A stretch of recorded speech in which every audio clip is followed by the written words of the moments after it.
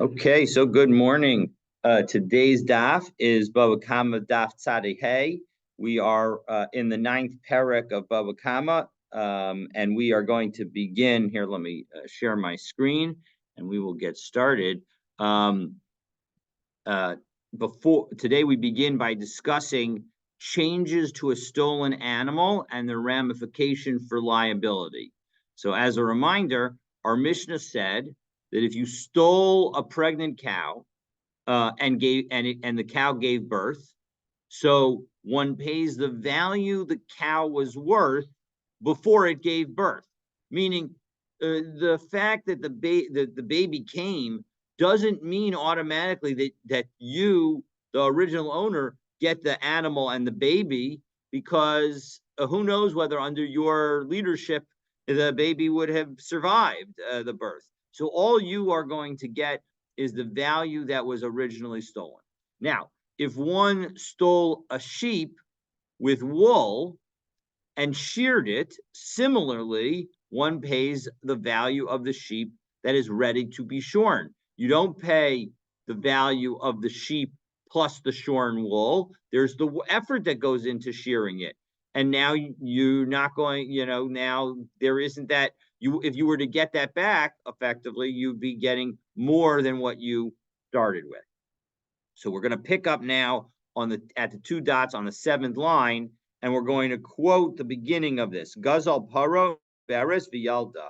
That if you stole a pregnant cow and it gave birth, and then again that v'chulu that continues, and that's where we're going to say that you would pay the value of the cow ready to give birth and not the value of the cow and the baby. So Tana Rabbanan. Now we're going to cite a brisa that provides additional opinions. We'll eventually raise our Mishnah to see with whom it is consistent.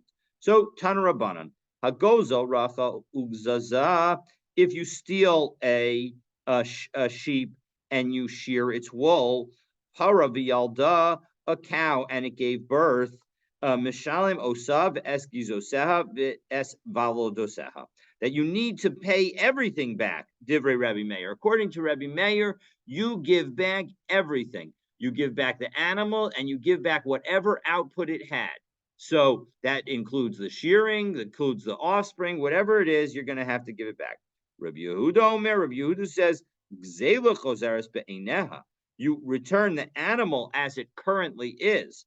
And Rashi tells us, second narrow line in Rashi, you return the animal in its current kamoshehi akshav, rekanit, that you return the animal in its current state, namely empty, right? It was a pregnant cow, you don't, or a sheep with lots of wool, and now it's going to be a sheep without any wool. V'hadar, and then you go back, mishalim, and you pay Demei gizos, the value of the shearings, the ubar, or the value of the pregnancy, kamosha haya b'shas hagzela, as it was worth at the time of the theft. So if the cow was worth one, or the sheep was worth, either way, was worth $100, including the pregnancy and including the wool, and now you get returned a sheep or a cow that's no longer pregnant or no longer has wool on it, and it's worth 90. So in addition to the $100, you pay another 10. So that in addition to the $90 animal, you pay another 10 to make the person whole. The low shavach hagiza, but you don't pay the benefit of the shearings. Shehishbicha etzlo, that it became more valuable next to him. Below shevach havlad, and we don't pay the value of the offspring. Delo kanis Rabbi Yehuda, because Rabbi Yehuda doesn't impose a knas, doesn't impose a penalty. Aval damim shibishas hagzela, but the value of the animal at the time it was stolen, that mishalim, that you have to pay. Delekalaman de amar kol hagazlanim batzir mishas hagzela yishalmu, because there is no opinion that says you pay less than the value that it was given that it had at the time it was stolen. So that's Rashi's explanation. Even though Rabbi Yehuda just says you return the animal as it is, what he means is you turn the animal as it is, and of course you pay back the difference in cash. Rabbi Shimon Omer, Rabbi Shimon says, Roan ota ki'ilu hi shuma etzlo b'chesed. You view it as if it was all appraised at the moment it was stolen at that value, and you have to give that back. Now, we will see that from a practical standpoint, there isn't much of a difference between Rabbi Yehuda and Rabbi Shimon. And the Gemara will ask, what's the difference between the two? And it will come up with a difference that is not obvious on its face. However, at the moment, we're just going to go ahead because now we're going to try to understand Rabbi Meir's opinion. Now, Rashi already told us that Rabbi Meir's opinion is that it's a kanas, a penalty. But right now, the Gemara doesn't know that. And that's where the Gemara is going to go. And it's going to say it's a penalty. But at the moment, it doesn't know. So the Gemara is going to ask the following. What's the story? My time to Rabbi Meir. What's the reasoning of Rabbi Meir? Mishum de kasavar shino b'makom omeid. Is he saying really it's not about a penalty? The issue is that even when something changes, it still belongs to the original owner. And so as a result, it can change all you want, but the bottom line is it goes back to the original owner. So you could do whatever you want and the owner gets it. Dilma ba'alma shinukana, or do we say no? Regularly, in general, some kind of change will create a new acquisition. But here, this is about a penalty. Okay, so now the quick question on this question before we get to the answer of whether this is a penalty or a holding that change doesn't affect ownership. L'may nafkamina, who cares? Why should we care whether it's a penalty or it affects ownership? Where it goes down in value, that's where it will matter. V'nafkamina, take a look in Rashi. Rashi, it's about 15 lines down in the Rashi. 15 lines down in the Rashi, V'nafkamina, lehecha delo hishbicha, where it doesn't go up in value, el kachasha, but rather goes down in value. I amra taima mishum deshinui, if you were to tell me that the reason that you are not going to that you have to give back the animal itself is because the shino bim koma omeid, that because even when you make a change, it stays in its place. Well, then kachasha nami hadar kedeisa hashta.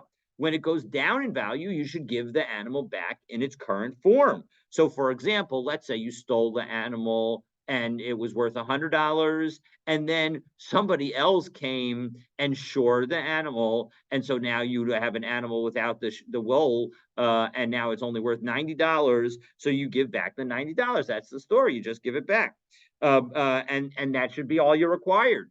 But the time mishum can say. But if we say that the issue is that the guy is getting penalized, who the shinui kana mishal, and that really when you make a kinyan, when you make the change, it's a kinyan, kidmi ikara. He should have to pay as the original value because he made the acquisition. So the bottom line is that those are the story. So now we go back to the question. And again, the question is it a knas or is it just that change doesn't affect ownership? So we're going to first try and say that it's about change doesn't affect ownership. But then we'll see that doesn't work, and then we'll show that, in fact, change does affect ownership, and it's really a penalty. So Tashma, effort number one. Guzzle behema v'hizkina, you stole an animal, and it got old. Avadim v'hizkinu, or you sold still slaves, and they got old. Mishalem keshas hagzela, you pay the time at the time of the robbery, meaning you pay the original value. That's the Tana Kamma's view. Rabbi Meir Omer, ba'avadim Omer lo harei shalcha lefanecha. Okay, but Rabbi Meir says when it comes to slaves, the thief can say, "Listen, this is your slave. He's right here. He might have gotten older, but you can have him back. There you go. He's yours." The ilu behema b'shas hagzela. Now, 1 second. If in fact we say that, but Rabbi Meir thereby agrees that when it comes to the animal, he does pay based on the time of the robbery. The Isal Kadaitach, Sub Rabbi Meir, Shina b'makomo I made. Now, if you were to tell me that really the Rabbi Meir says that change remains in its place, afil behemanami, even when it comes to the animal. El shmamina ksavar Rabbi Meir shinui kona v'hacha kanasahu. That he really says, oh, I'm sorry, that this is all about a penalty. So we're going to try 2 times to say that it's a penalty. I apologize. I said that it was going to first try that to say that it's not a penalty. Both efforts are to say that it's a penalty. So v'hacha kanasahu de kakanis. So here, the bottom line is that if in fact Rabbi Meir were to say that really things should stay based on their location, based on their, who owns them, even if there's a change, why did he only argue about the slaves? He should have argued about the animal. And by the way, we'll explain why the slaves stay where they are in a moment. But the fact that we don't, and the fact that he only argues about the slaves and not about the animals, shouldn't that suggest that really this is all a knas, and that because really change does impact ownership? So Amrei, no, that's not a good proof. Rabbi Meir ledivreim derabanan ka'amar lahu. It could be that Rabbi Meir was simply arguing using the rabbi's logic. The rabbis say, lididi, according to me, shinu kona, that a change does not change the ownership, does not affect acquisition. And even an animal would therefore stay in the robber's possession. But according to you, you're the ones who say that a change does create a new acquisition. Oduli, you should at least admit to me, that at least with respect to a slave's like land, but karka ain't an exelis, and land can never be stolen. And the rabbi say back, no, in fact, when it comes to this aspect of slaves are like movable objects, and therefore, as they change and go through physical changes, the robbery together with the change creates an acquisition. And so therefore, that's why you have to pay back the original value. Okay, so having resolved that, having disproved that, we need a second effort. So we're going to try again. Here's another brisa. We're at, by the way, Tashma. It's basically almost middle of the page, first abbreviation on the line. It seems to be the only, it's the first only Tashma, Tuf Shin, that begins a line. So Tashma, Litzboa lo Adom, Utzvoach Shakor. You gave a dyer some wool to dye, and you told him to dye it red, but he dyed it black. Shachor utzva adom, or you told him black and he dyed it red. And at the moment, we're going to, and indeed, I think we're going to assume that there was no way to undo this. Rabbi Meir Omer nosin lo demeit samro. Rabbi Meir says you give the value of the undyed wool. You do not give back the wool itself, even though it was his object, because obviously we're suggesting that this is that indicating that the change in the object affects ownership, and therefore the dyer now owns it. So demeit samro in, demeit samro b'shivcho lo. You have to pay just the value of the wool, not the value of the wool and the improvement. And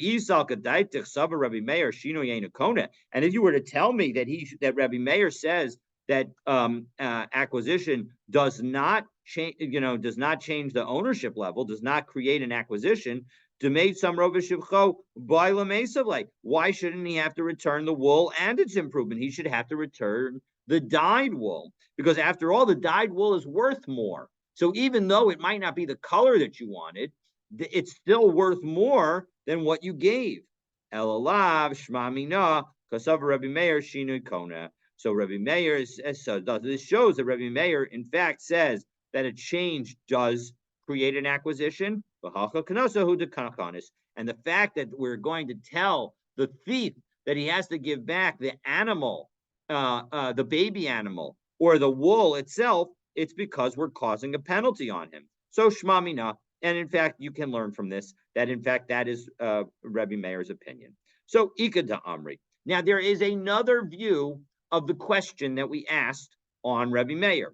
And it wasn't about whether or not it was a penalty or a situation of just holding that change does not create an acquisition, but and because everybody will agree, Igad Amri, Holo Ibailan. That wasn't the question that asked. Mid'apik Rav Vitani, because we are going to see tomorrow, God willing, that Rav is going to reverse the opinions in the Mishnah that we cited regarding animals that age and slaves that age, because he's going to say the following: Gazal behema v'his kina, avadam v'his kinu, that if you steal an animal and it gets old, or slaves and they get old, mishalim kishas hagzela, you have to pay based on the time of the robbery. Divrei Rebbe Meir. So this is reversing the opinions. Remember, we had before that was the opinion of Rabbi Akiva. That was the opinion of the Tanna Kamma, excuse me. And now the Chachamim say, no, Avadim Omer Hareshal Chalafanecha. When it comes to slaves, they can say that the slave is in front of you. So Vadei Rabbi Meir Shinu Kona. So it's clear that according to Rabbi Meir, that a change does create an acquisition, because here both the animal and the slaves have changed, and we require that you pay back the original amount, not some lesser amount. Because if you were to say that there's no that change doesn't affect ownership, then you should just be able to give back the original the animal, even if it aged, and the original slave, even if it aged. So kikai bailan, haki bailan. And if there was a question that we were going to ask, the question is the following: kikanis b'mezid. All right, it's clear that obviously Rabbi Meir would say that there's a penalty if you did everything intentionally, if you acted deliberately. Aval b'shogeg lo kanis, and do we say that when it's an accidental, you don't have a penalty? O dilma afilu b'shogeg nami kanis. Or do we say that even if the person ended up taking the stolen item accidentally and then improved the item, there would be still a penalty? Meaning, and of course, what's the case of effectively acting inadvertently? If you steal it and then I buy it from you, so then I have essentially now am in possession of stolen goods. And the question is now I, enable the animal to become pregnant, and I, or something along those lines, or do some other change to make it more value. I fatten up the animal. And now the question is, do I lose the improvement that I did? Does Rebbe Meir say that I also am penalized, or no? Do we say no, that penalty only goes on the person who acted intentionally? So Tashma, we're going to try to answer it. Our first effort, again, will be unsuccessful, but our second effort will be successful. Okay, so let's take a look. So Chamisha Govin Min HaMachorerin, that there are 5 different kinds of creditors who only have the right to collect from unsold properties. Often, if I am your creditor and you have real estate, I effectively gain a mortgage on that real estate. But in these 5 cases, I do not have a mortgage on your real estate. Now, what is the difference of a mortgage on a real estate? It's essentially a lien that passes with the sale. So even if you were to sell that property to someone else, I would still be able to collect from your buyer, remarkably. But in these 5 cases, we're going to see that I cannot. So payros, the shavak payros, if I am trying to collect produce or the improvement of produce, and we will see that these relate to what this means in a moment, that it relates to a situation of theft, and that's going to be the line that matters to us. Or or if you accept to feed your a stepson or stepdaughter, through a marriage, a son or daughter that you get as a result of your wife having it before you marry her, the get chov she'ein bo achrayus, or some kind of debt document that does not have a guarantee in it, uksubas isha she'ein ba achrayut, or a ksuba of a woman that does not have a guarantee, man shamat lei. Okay, so that those are the 5 cases: produce, improvement of produce, the children, a debt document that doesn't have a guarantee and a woman's ksuba that doesn't have a guarantee. So man shamet lay de amar achrayas lab to sofer. Now, who is it that says there you could even have a debt document that doesn't come with a guarantee? Because most people, or at least some people, say that if you have a debt document that's written, it doesn't matter whether there's a guarantee that's written in it. The guarantee is implied. So, and who is it that says that and says that it's not just loto sofer? It's not just a mistake that the sofer made. Rebbe Meir. That's Rebbe Meir. And yet, the Katani Peirot, the Shevach Peirot, and yet earlier in that same brisa that we just cited, it refers to produce and the improvement of produce. Now, what is that improvement of produce? Shevach Peirot Hechidam. What is this improvement of produce? Kagon Shegazel. It's like where you stole it. Sadem Echaver, where you stole the field from your friend. Umachor la'acher, and then you sold it to somebody. So we have the original owner, the thief, and the buyer. The hishbicha, and now the buyer improved it. And of course, the way it happens is the underlying property goes back to the original owner. And now the buyer has a claim against the thief, right? The buyer has a claim against the thief, and he collects from the thief. Now, the claim of the original value of the property, that he has a lien against all of the thief's property. Real property.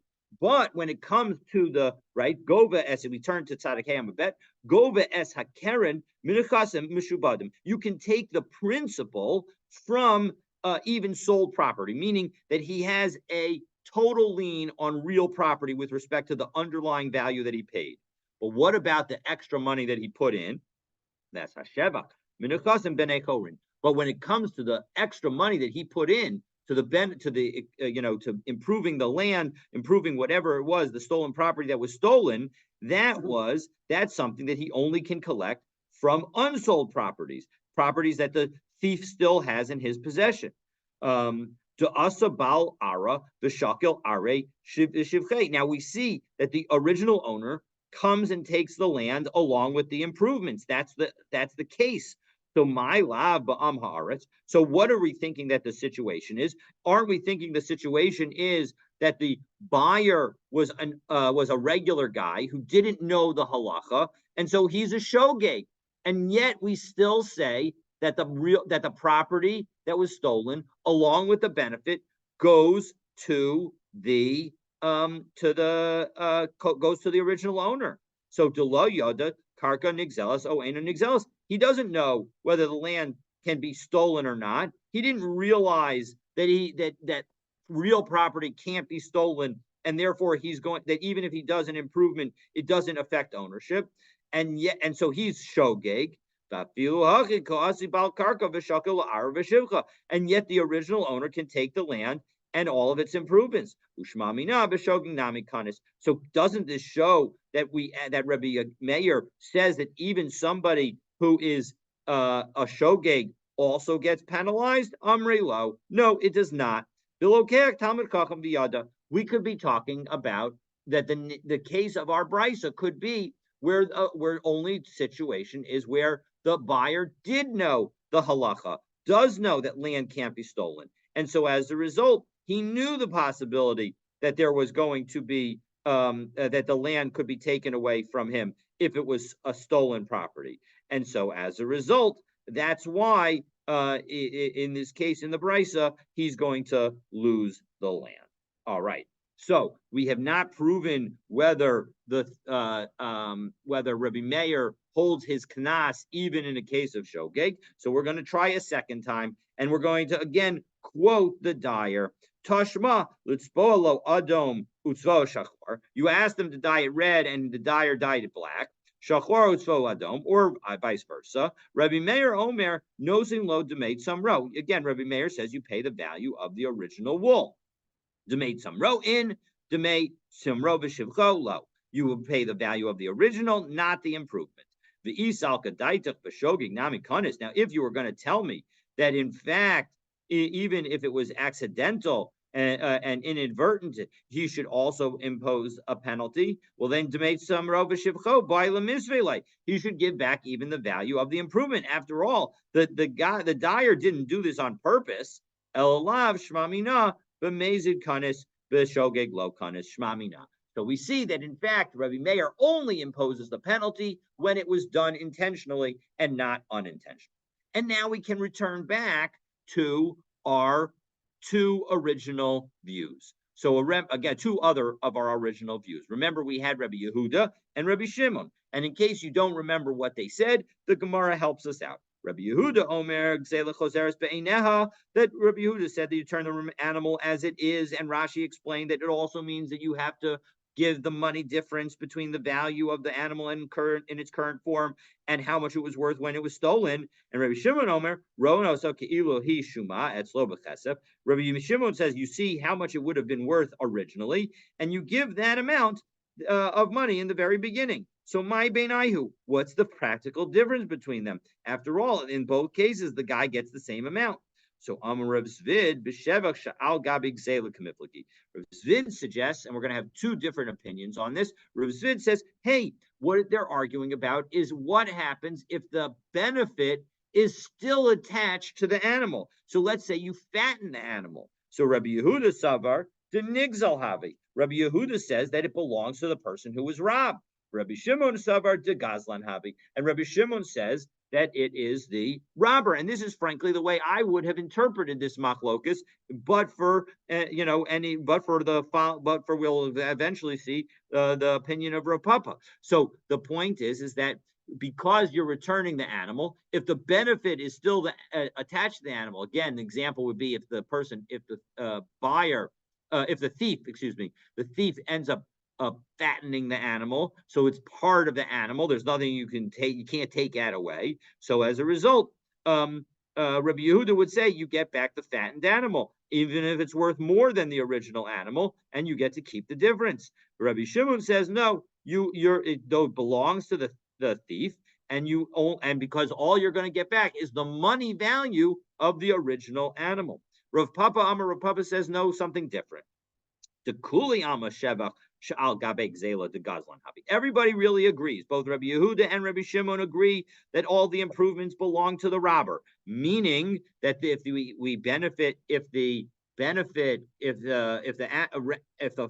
robber fattens the animal, the robber is going to get the benefit of the fattening. But what they argue about is whether the person is that maybe the robber will only get half the benefit, a third of the benefit, or a quarter of the benefit. Now, Rashi will tell us in a moment what that means. But let's finish and detail what the machlokas is, and then we'll take a look at Rashi, where Rabbi Yehuda says Sheva Sha'al Gabi Gzela Kule de Gazlan Habi. Rabbi Yehuda would say that all of the benefits, even the ones that are attached to the animal, all belong 100% to the robber, because again, the bottom line is all you get back, all you, the original owner, get back is the original value. Rabbi Shimon says no.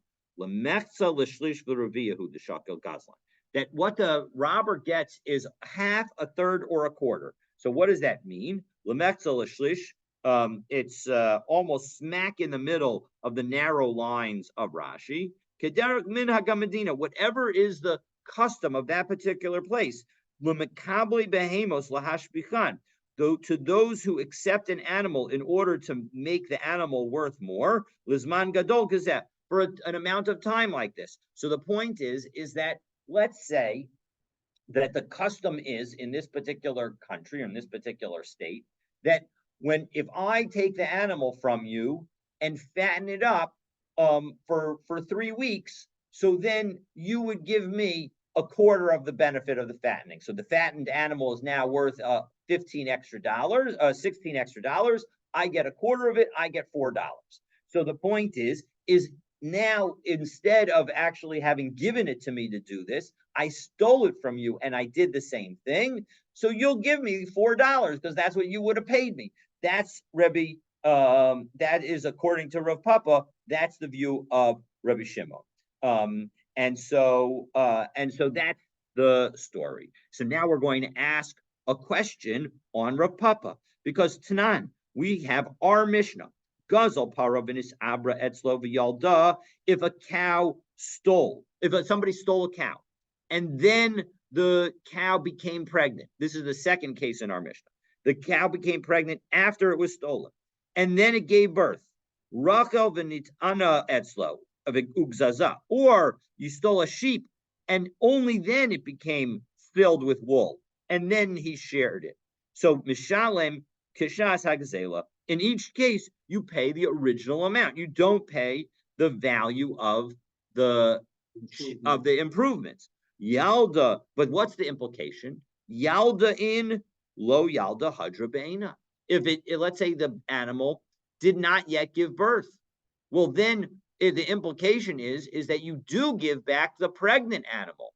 So there is some benefit. It's only when the benefit seems to be separate that you don't give it back. So Bishlam Rav Zvid, it all makes sense. Our Mishnah makes sense according to Rav Zvid. De Amar Sheva Sha'al Gabig Zelen De Nigzal Hayu Rebbe Yehuda. That when that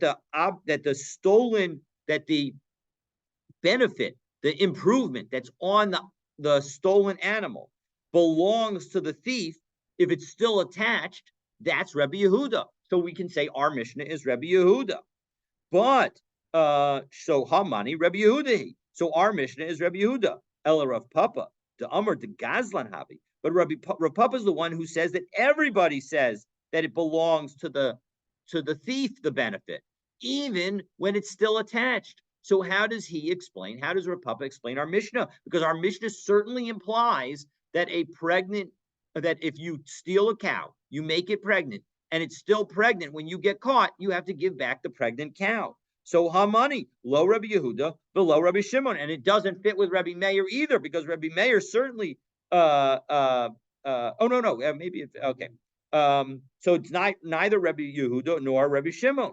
So Amar Lach Rav Papa, Hu Adin Afilu Lo Yalda Nami Kishas Agzelahu Demashalim. No, really, our Mishnah would say that actually, even if the animal was still pregnant, or even if the animal still had the wool on it, you would still only give back the value of the animal at the time of the robbery. And the fact that we specifically referenced actually giving birth, that's because in our first case in our Mishnah, was where you stole a pregnant cow and it gave birth while in the thief's possession. So because our first case involved giving birth, so Naziv Seif and Nami Yalda, we could say the second case also was dealing with giving birth. And Tanya Kavasi to Rav Papa, and we actually have a brisa that supports Rav Papa, because what does Rav Papa say? What does the brisa say? Rabbi Shimon Omer, Rabbi Shimon says, Rowan oso ke'ila hi shuma etzlo b'kesef l'mechza l'shlish l'revuya. That we actually go and we see how much would this thief have gotten paid. Would he have gotten a quarter, a half, a third, or a quarter based on his work to improve it? Okay, so now that we have this discussion and we say that the robber takes a half, a third, or a quarter, so what does that mean? Does it mean that the robber can claim a piece of the animal, or does the robber just get paid? So Amar Rav Ashi, ki avinan ki be Rav Kahana ibailan. When we were studying at Yeshiva of Rav Kahana, the following question was asked: L'Rebbe Shimon d'Amar Lameta l'Shlish l'Revia hu d'Shakel Gazlan. According to this view that says that you take the third, you take a half, a third, or a quarter. Kimis al kinanle. When we take it, b'demei misal kinanle. Do we take it by giving him cash and then removing him, or odilma mibsara shakel, or does he get to actually take his share from the meat of the new baby itself? Upashtana mehada amar Rav Nachman amar Shmuel, and we actually figured it out from a statement of Rav Nachman in the name of Shmuel, because he says shlosha shaman lehen hasheva, that there are three people for whom we do an appraisal of the improvement. And we then give them the money in cash. And Tosfos says here, Shlosha Shaman Lehen Hashevach, Aval Gav the Katani Shlosha, Ton of Ashire. That really, even though we say three, this is the second to last Tosfos on the daf, even though we say three, really there are more than three. And our case is one of them. Gazlan, and our Gazlan case is one of them. So we'll just leave the rest of the Tosos for now and back into the Gemara, as we say, the Eluhain. And here are the three cases where 1, 2, 3, 4, 5, 6, 7, 8, 9 lines up. Bechor lefashut, a firstborn child to the firstborn son to the other sons. He also would end up paying money based on an approximation and not the underlying property. What is that case? So Rashi tells us what the case is. So we're still doing well on time. So let's take a look in Rashi itself. It's about 20 lines up in the Rashi. Bechor lifshot. That what happens if the father passes away and he leaves two sons? So the older son, the Bechor, is supposed to get 2/3, and the younger son gets 1/3. So now, before they had a chance to divide it, the property, the two brothers did some work on the land, and the land went up in value by $12. Ubishaz chaluka nota b'achor pishnayim. But the oldest ends up taking 2/3 of the land.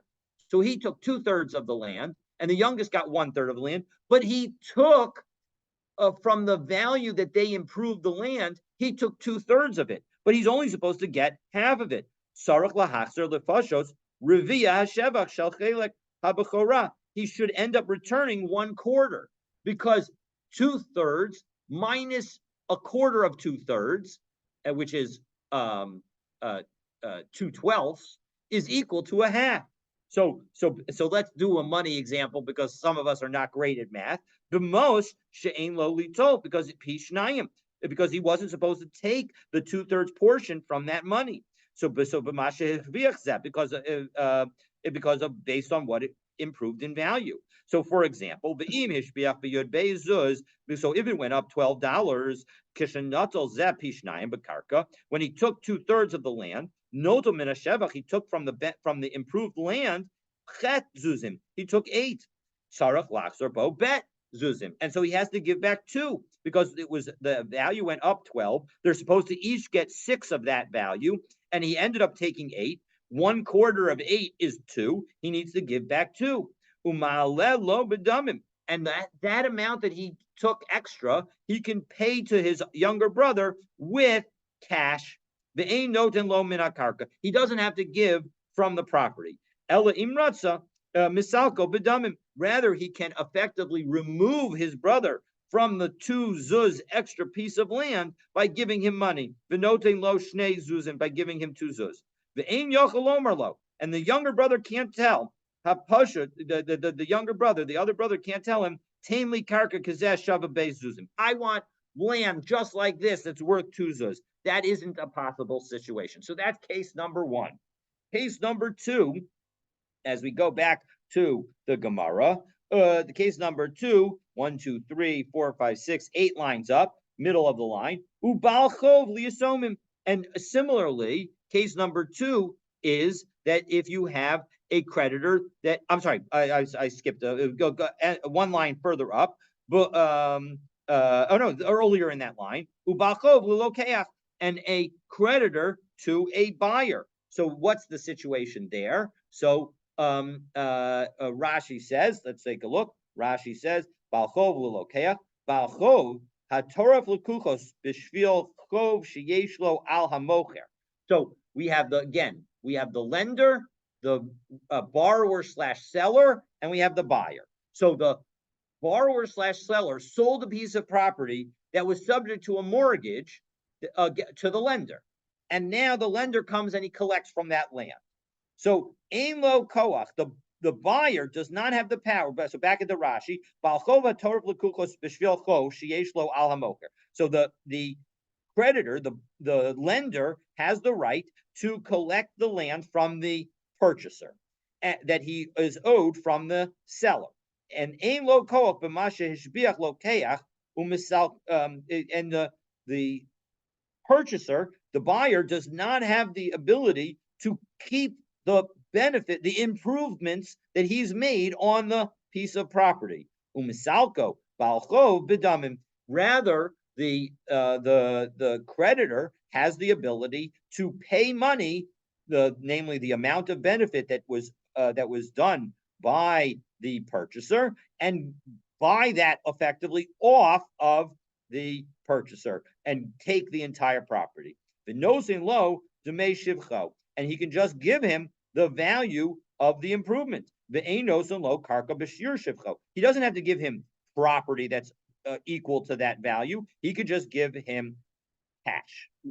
Okay, and then similarly, ubal chovli yisomim. Let's back into the Gemara. Back again, 1 to 7 lines up, but let's go right back into Rashi. Bal chov sheyora lenichsa yisomim. Similar case where now a creditor is claiming property from orphans, meaning that the father has passed away.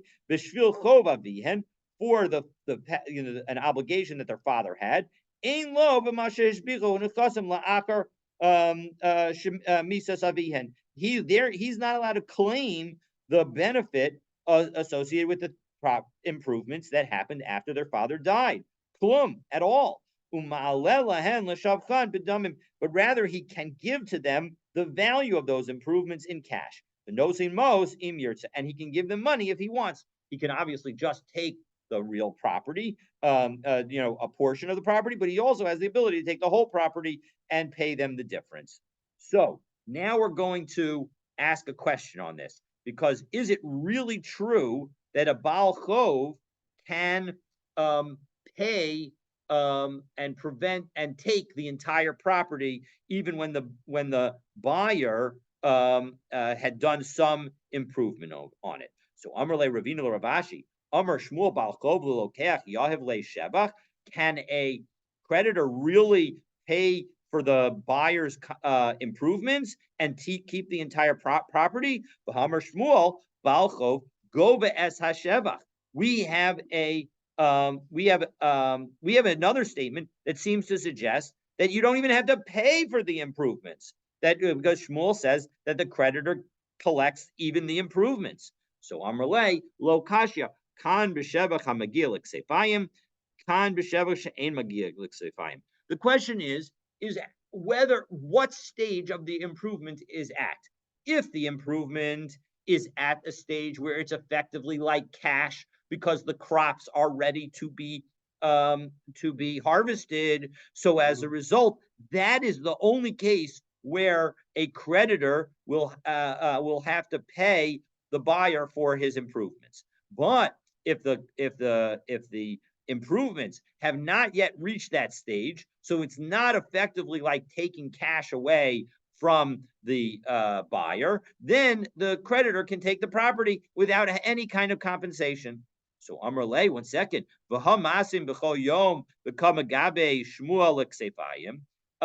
1 second, there were situations where the creditor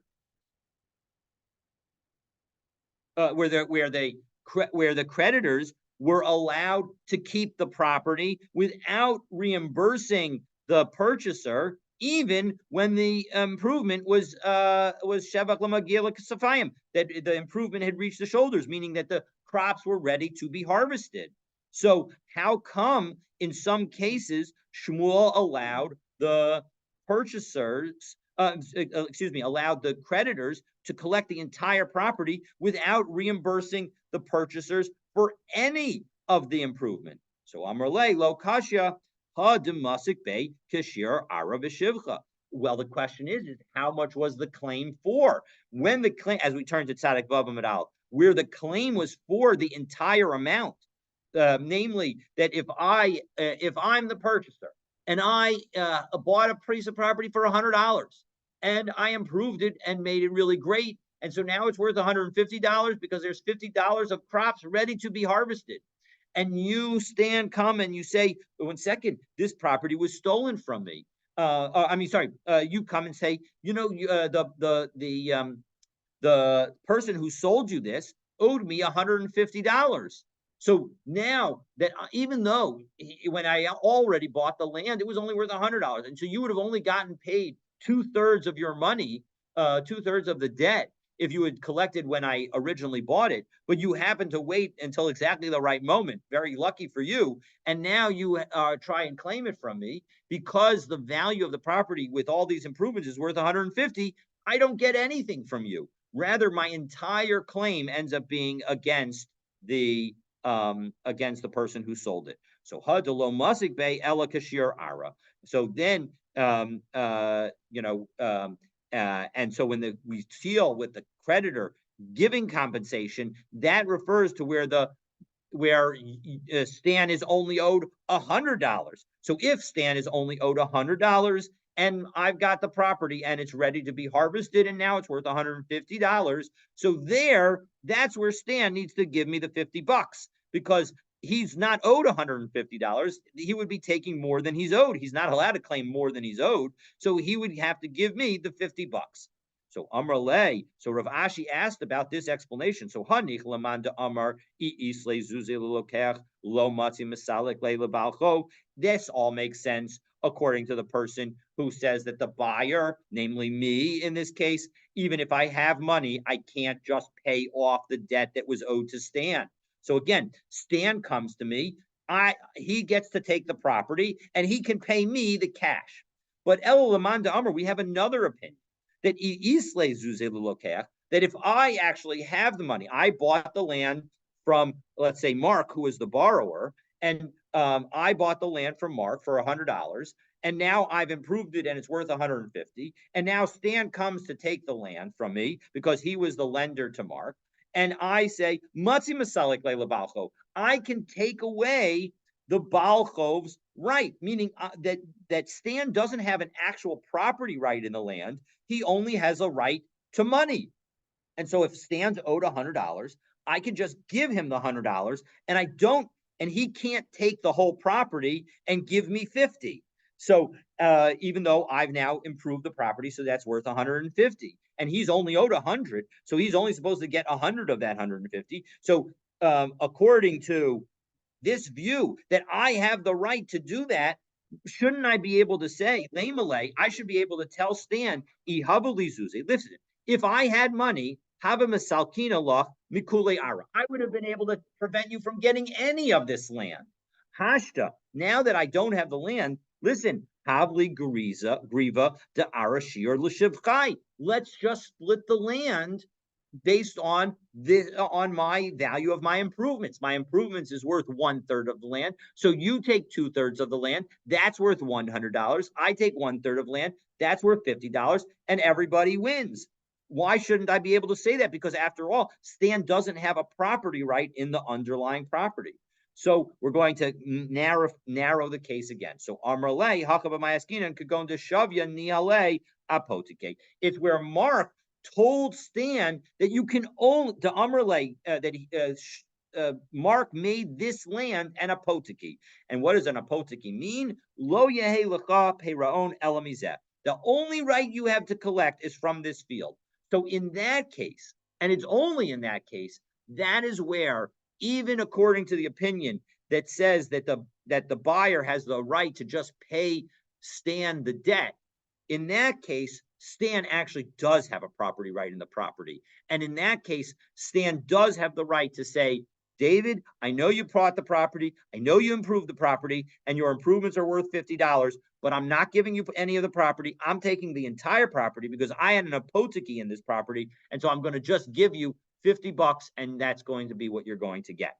And that's the story. And so that's the situation. So as Rashi says, Lo yehe lecha peraon elamizeh. The person Mark told Stan that that the only collection is from this property, the inami, and therefore havulei zuze lelokech. If this buyer, namely me, even if I have cash, lo matzi masalikle, I won't be able to remove Stan from the property because he's effectively acquired some level of ownership interest in that property. All right, so we've been discussing in this, and sorry for not scrolling, we've been discussing the bottom line of what happens in these three situations. We've been on an aside because we raised three situations where we do an approximation, where we allow one party to a transaction to effectively pay cash in order to avoid having to split an asset.